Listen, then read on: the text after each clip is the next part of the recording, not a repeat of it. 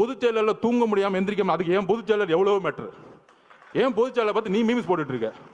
எந்திரிச்சு ஒரு வாக்கிங் பண்ண சொல்லுவோம் பொதுச் செயலரை. சட்டசபையில் உட்காந்து கிண்டல் பண்ணிக்கிட்டு கேலி பண்ணிக்கிட்டு எதிர்கட்சிகளை என்ன அவை நாடா, ஒரு அவை நாவடக்கம் கூட தெரியாம சட்டசபையை கேலி பொருளாக்கிக்கிட்டு எப்ப பார்த்தாலும் சட்டசபைக்கு போனா ஐயா உதயநிதி வாழ்க, ஐயா உதயநிதி என்ன தியாகி அவரு? சட்டசபையா என்ன பண்ணிட்டு இருக்கீங்க? இது கேள்வி கேட்டா போதும், என் மேல ஒரு எஃப்ஐஆர், நான் புரட்சி உருவாக்கிட்டேனா?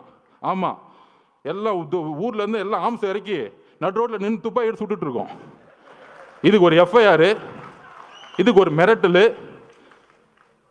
அதுல துரைமுருகன் நாங்க என்ன நடக்கணும், தைரியம் இருந்தா கை வைங்கடா, என் தலைவரை பார்த்துருவோம். தைரியம் இருந்தா கை வைங்கடா. என்ன அதிகாரம் இருந்தா, போலீஸ் இருந்தா, தைரியம் இருந்தா முதல் வீட்டுக்குள்ள போயிடுங்க. நான் கேட்கிறேன், ஒட்டுமொத்த காலேஜில் இருக்க இளைஞர்களும் உங்க வீடு தேடி வருவாங்க, ஞாபகம் வச்சுக்கோங்க. ஆயுத எழுத்து படம் பார்த்திருக்கீங்களா? பெரிய ரவுடி எழுத்து நிற்பாங்க. அந்த படத்துல மணிரத்னம் சார் எழுதியிருப்பாரு, இளைஞர் புரட்சி. அந்த புரட்சி தான் 26ல உருவாகிட்டு இருக்கு. நீ காசை கொடுத்து கூட்டிட்டு வருவ. அதுக்கு நான் உதாரணம் சொல்லிடுறேன். நாமக்கல்ல இருந்து கரூர் வந்துட்டு இருக்காரு அண்ணன், நான் உள்ள இருக்கிறேன். அதுக்கு முன்னாடி ஒரு பெரிய காலேஜ் இருக்கு மேடம், மதியானம் என்ன நடந்தது?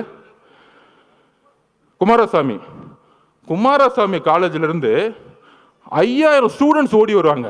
நான் 2 கிலோமீட்டர் பாக்குறேன், அண்ணன் பாக்குறாரு, என்னப்பா அங்கிருந்து ஒரு கூட்டம் ஓடி விட்டுது, என்னப்பா அது அப்படிங்கிற. ஒட்டுமொத்த காலேஜும் ஓடி வராங்க. அதுல போன் வேற எடுத்துட்டு வராங்க, கத்தி போன் எடுத்துட்டு வந்துட்டு இருக்காங்க. அதுல நண்பர்களே, இதுதான் மிகப்பெரிய விஷயம். அதுல 5000 பேத்துல 3000 போது பெண்கள் ஓடி வராங்க. இதுதான் அரசியல் மாற்றம். நீ சொல்ற நேரு, வேலு, செந்தில் பாலாஜி தூக்கி எறிஞ்சிட்டு இளைஞர்கள் போயிட்டே இருப்பாங்க, ஞாபகம் வச்சுக்கோங்க. உன் பொதுச் செயலர்